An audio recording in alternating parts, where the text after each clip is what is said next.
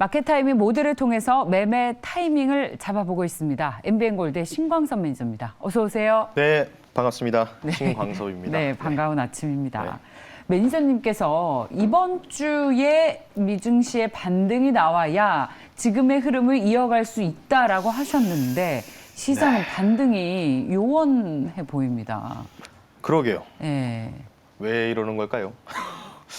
미국 자체가 몇 년 전 유머를 지금 하시는 걸까요? 미국이 사실은 어제 같은 경우에는 저는 그나마 선방했다고 보고 있거든요. 왜냐하면 어제 연준 위원들의 2명의 발언이 있었는데 메스터부터 해가지고 다 있었는데 어제 새벽 2시에 그 메스터 그 여자분이신데요. 이분이 원래부터 매파예요. 그러니까 더 매파스럽게 얘기했던 경우가 또 없지 않아 있었고 전반적으로 어제 같은 경우에는 좀 변동성이 굉장히 많았죠. 막 올라가다가 또 훅 떨어지는 거의 이제 새벽 3시 반 기준으로 메스터 연은 총재의 발언이 끝나고 나서 낙폭을 크게 좀 확대를 했던 부분들 매파 발언이었습니다. 이제 뭐 중요한 거는 13일 날 이제 내일 있을 저녁 9시 반에서 CPI 지표가 관건인데 저는 그 CPI 지표는 그렇게 중요하다고 생각하지가 않습니다. 이제부터 중요한 게 뭐냐? 바로 화면을 보면서 말씀 한번 드릴 텐데. 네. 우크라이나 전장 상황 보겠습니다.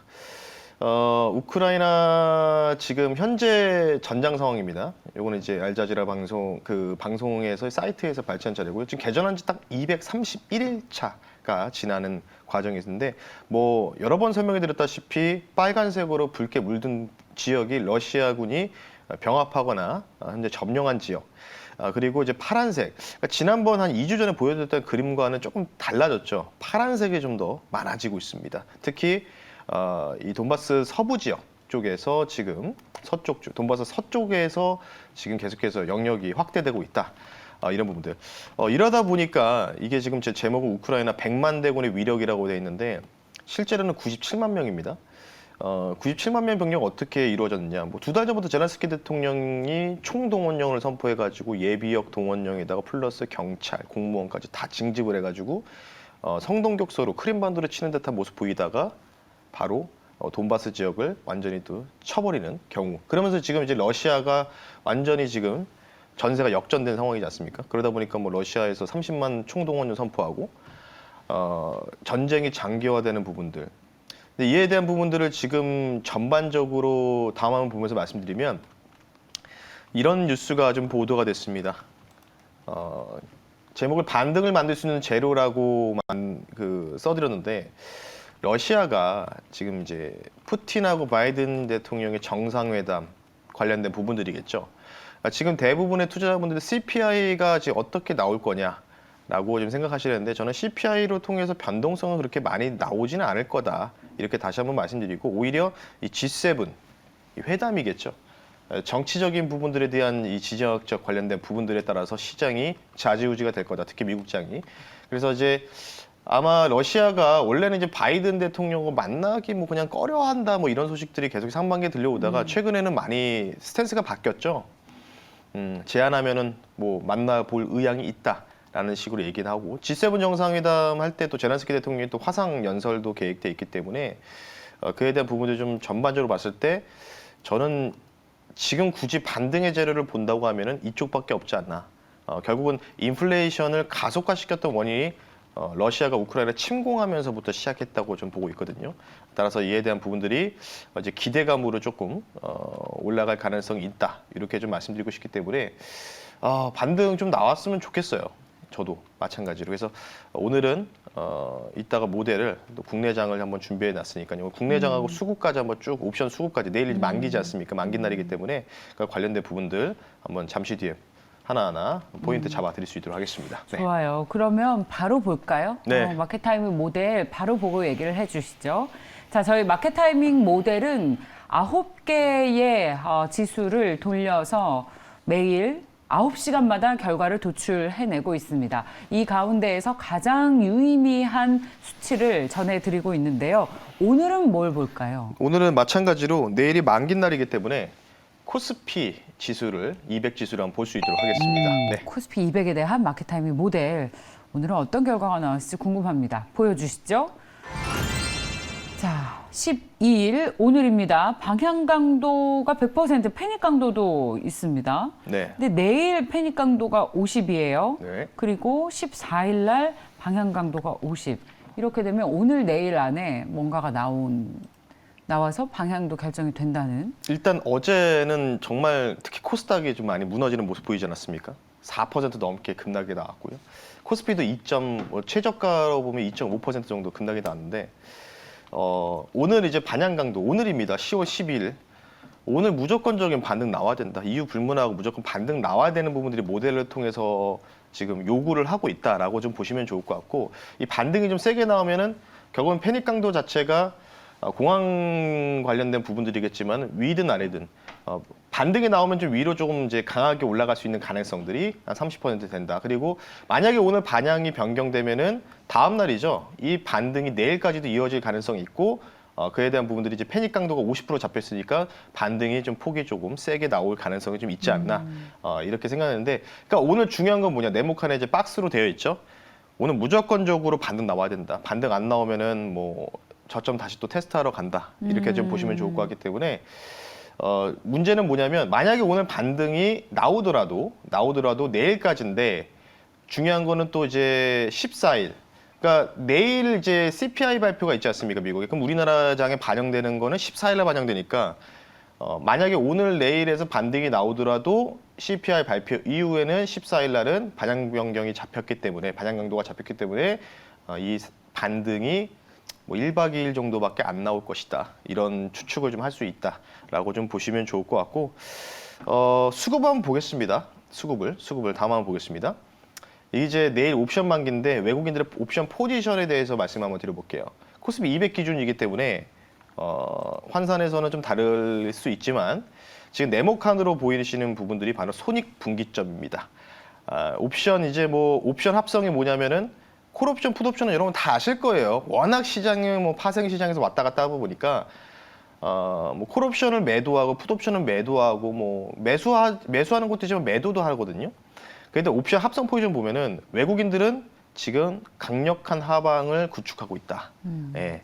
그러니까 지금 뭐 코스피 200으로 260이면은 대략 코스피 증시, 코스피 종합 증시로 환산을 하면은 2000선 근처라고 좀 보시면 좋을 것 같아요. 그러니까 좌측으로 보시면 다시 한번 띄워주십시오. 좌측으로 보시면은 위쪽으로 올라가면 좌측으로 올라가잖아. 이게 이제 손익분기가 굉장히 크게 발생하는 구조. 근데 지금 보시면은 딱 지금이 딱 이 중간이거든요. 이 중간 지점에 있을 때는 애매모호한 구간이기 때문에 여기서는 좀 손실이 날 수 있는 가능성들. 아니면 지금 상방으로 당기면은 대략적으로 한 2,300 정도, 2,250에서 2,200 후반에서 2,300을 넘어가야지만 수익이 발생하는 구조.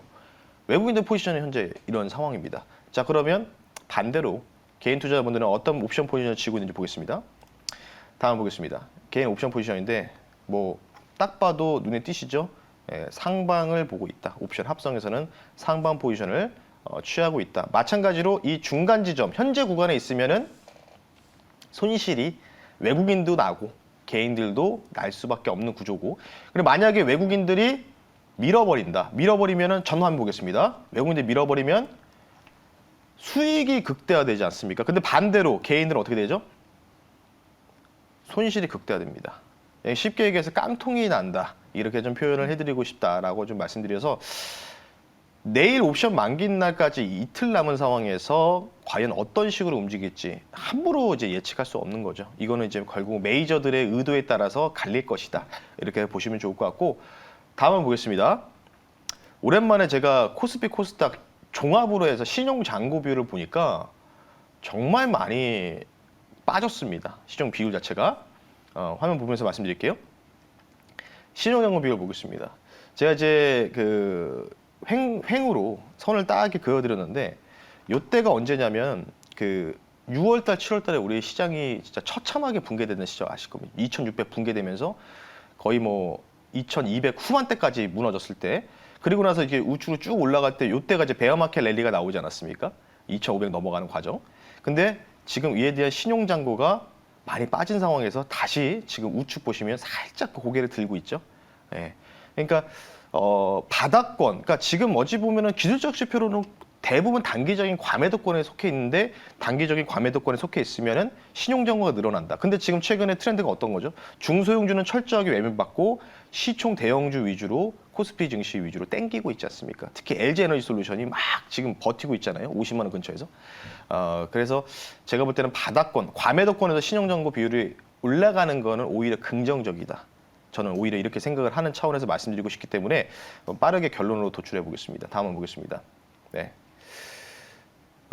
제가 녹색밴드 운영하는 채널에서 올려드렸습니다. 어제 올려드렸는데 국내랑 미국장 향후 예측 패턴을 가지고 나왔는데요. 바로 스파이크 로우 패턴이라고 있습니다. 그러니까 스파이크가 여러분 아시다시피 위에서 아래로 때린다는 뜻인데 이 때렸다가 이게 쉽게 얘기해서 뭐냐면은 아래 꼬리를 달고 강하게 반발 매수가 들어올 수 있다. 그러니까 지금 보시면은 박스권을 보이고 있다가 음봉 맞으면서 스파이크 로우 패턴이 나오는 거 보이실 겁니다. 예, 그리고 나서 다시 올라갔죠. 그 박스권의 하단 라인을 돌파하면서. 근데 문제는 뭐냐면 이 스파이크 로우 패턴이 반등을 만들어줄 수 있는 뭔가 변화를 줄 수 있는 패턴이긴 하지만 장기간의 박스권에 가둬놓을 수 있는 가능성도 배제할 수 없다. 그래서 제가 2달 전부터 뭐라고 말씀드렸냐면 코스피는 잘해봐야 박스권일 것이다. 많은 기대는 하지 마시고 올해 안으로 2,500 넘어가는 일은 절대 없을 것이다 라고 말씀드렸기 때문에 오늘이나 내일 정도에 스파이크 로우 패턴이 좀 나와서 다시 박스권 상당 라인까지 2,300을 넘어가는 패턴이 좀 나왔으면 하는 바람에서 오늘의 마켓 타이밍 결론을 스파이크 로우 패턴으로 말씀드리면서 마무리하겠습니다. 그러면 매니저님은 증시의 바닥이 온다고 봅니까? 바닥은 오지 않을까요? 그러니까 네. 당분간.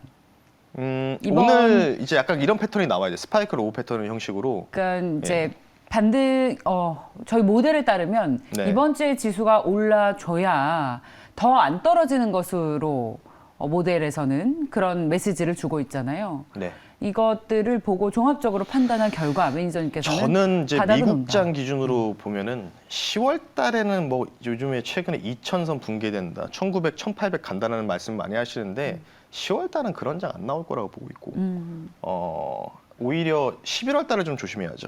11월 달 중간 선거 이후로 좀 조심해야 되지 않을까. 오히려 이렇게 생각해서 조금이라 뭔가 이제 투표, 보트 랠리라고 하거든요. 월가에서는. 그러니까 중간 선거 랠리가 조금이라도 나오지 않을까.